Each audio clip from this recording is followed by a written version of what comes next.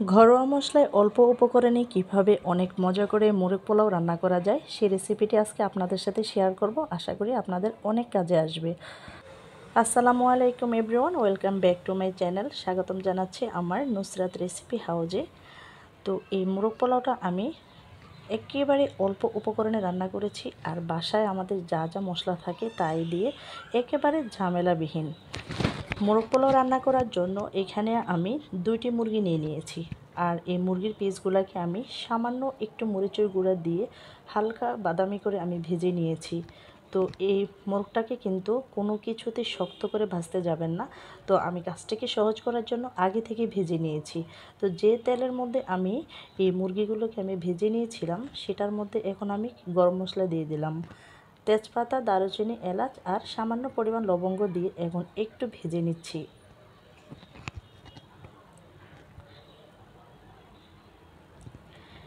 ভেজে নেওয়া হয়ে গেলে এখানে আমি দিয়ে দিলাম 1 কাপ পরিমাণ পেঁয়াজ বাটা। অবশ্যই চেষ্টা করবেন পেঁয়াজ বাটা দেওয়ার জন্য। তারপরে এখানে আমি দিয়ে দিয়েছি আদা রসুন বাটা, আর দিয়ে দিয়েছি এখানে আমি কাঠবাদাম বাটা। এখানে আপনারা চীনা বাদামও দিতে পারেন। এখন এই সম্পূর্ণ মশলাটাকে খুব ভালো করে আমি তেলের সাথে ভেজে নিব বা কষিয়ে নিব। আর এই রান্নাটা আমি খুবই সহজ পদ্ধতি করেছি, একেবারে অন্যান্য মশলা ছাড়া। দেখবেন খেতে আলহামদুলিল্লাহ অনেক ভালো লাগবে।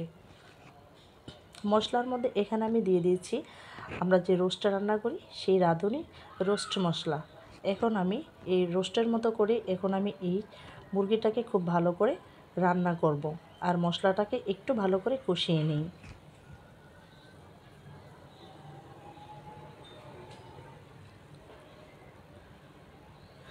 মশলাটা যখন খুব ভালো করে কষানো হয়ে যাবে তখন আমি এর মধ্যে দিয়ে দিচ্ছি 1 কাপ পরিমাণ ঘন করা দুধ। তো আপনারা কিন্তু এই দুধের পরিবর্তে পানিও দিতে পারেন। তো আমি এখানে দুধ দিয়েছি যাতে করে মুরগিটা খেতে খুব মজা হয়, যেহেতু আমি আর অন্যান্য মশলা দিইনি।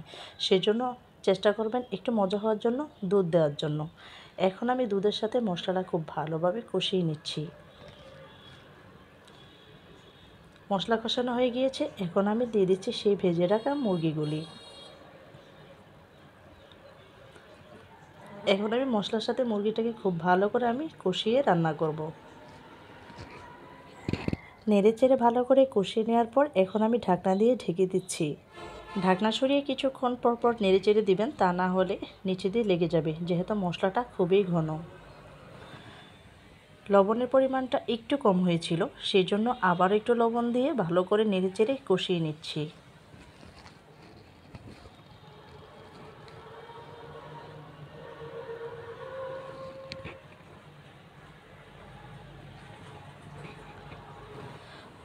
কষানো হয়ে গিয়েছে, এখন আমি এর মধ্যে দিয়ে দিলাম 1 কাপ পরিমাণ ঘন করা দুধ।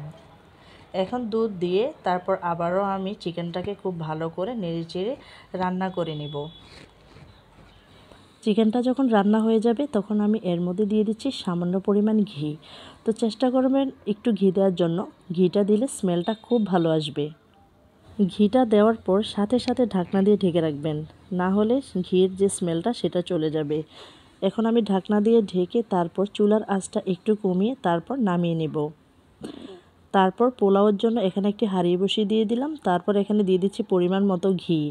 ঘি দেওয়ার পর এখানে আমি 4 কাপ পরিমাণ পোলাওর চাল আগে থেকে ভিজিয়ে রেখে তারপর পানি ঝরিয়ে রেখেছি। এখন আমি সাদা পোলাওটা রান্না করে নেব। যখন রোস্টটা রান্না করবেন ঠিক তখনই এই পোলাওর চালটা ভিজিয়ে রাখবেন, এতে করে পোলাওটা কিন্তু অনেক ঝরঝরা হবে। আর চেষ্টা করবেন ঘিয়ের মধ্যে এই পোলার চালটা ভাজার জন্য, তাহলে খেতে অনেক ভালো হবে।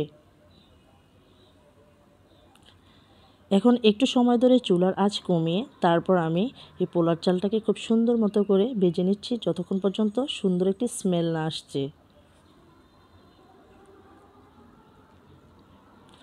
আর আমি এই পোলার চালের সাথে আর অন্য কোনো গরম মশলা দেব না, যেহেতু আমি যে চিকেন রান্না করেছি এখানে অনেক মশলা দেওয়া আছে।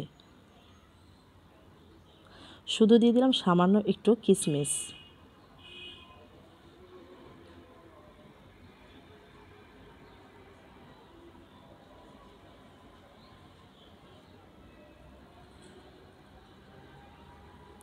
দেখলেন তো আমি অনেক সময় ধরে কিন্তু আমি পোলার চালটাকে ভেজে নিয়েছি। তারপর আমি দিয়ে দিয়েছি পরিমাণ মতো ফুটন্ত গরম পানি। আর এই কথাটি আমরা সবাই জানি যে 4 কাপ চাল দিলে তার সাথে দিতে হয় 8 কাপের মতো পানি। তো পানিটা কিন্তু পরিমাণ বুঝে দিতে পারেন। তো এখন আমি ঢাকনা দিয়ে ঢেকে চুলার আঁচটা একটু বাড়িয়ে রেখেছি।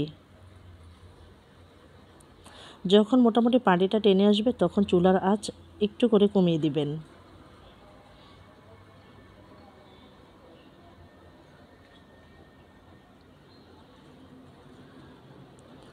তো যখন পোলাওটা আধা সেদ্ধ হয়ে যাবে তখন আমি এর থেকে অর্ধেক পোলাও উঠিয়ে নিচ্ছি।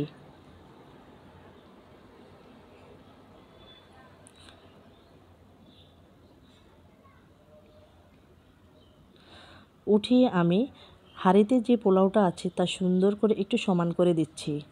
দিয়ে এখন আমি যে চিকেনটা রান্না করেছি সেই চিকেনটি এক এক করে সুন্দর মতো বিছিয়ে দিচ্ছি।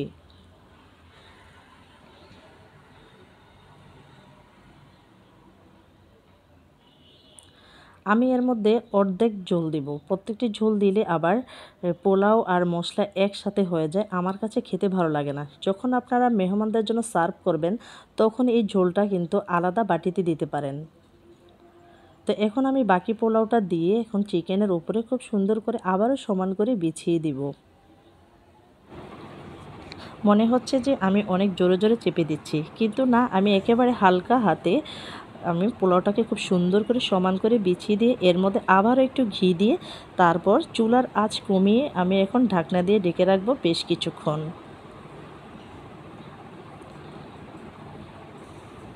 প্রায় 30 মিনিট পর এখন আমি মোরগ পোলাওটাকে দেখিয়ে দিচ্ছি যে কেমন হয়েছে।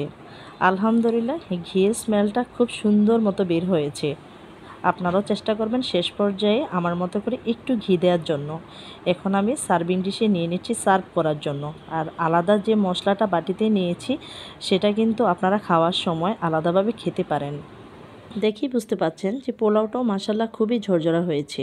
তো পোলাও ঝরঝরা করতে হলে সবসময় রান্নার আগ মুহূর্তে কিছুক্ষণ যাবৎ পোলার চালটাকে একটু ভিজিয়ে রেখে তারপর পানি ঝরিয়ে রাখবেন। এতে করে পোলাওটা কখনোই নরম হবে না। আর মোরগ পোলাওয়ের পোলাওটা তো অবশ্যই ঝরঝরা হতে হবে। তা না, যদি পোলাও চালটা একটু নরম হয়ে যায় তাহলে যতই মজা হোক না কেন একটু খেতে ভালো লাগবে না।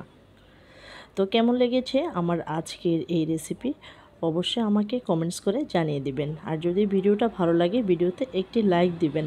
আর যারা আমার চ্যানেলে নতুন এসেছেন তারা অবশ্যই আমার চ্যানেলটাকে সাবস্ক্রাইব করে আমার পাশে থাকবেন। ভালো থাকবেন সবাই। আল্লাহ হাফেজ।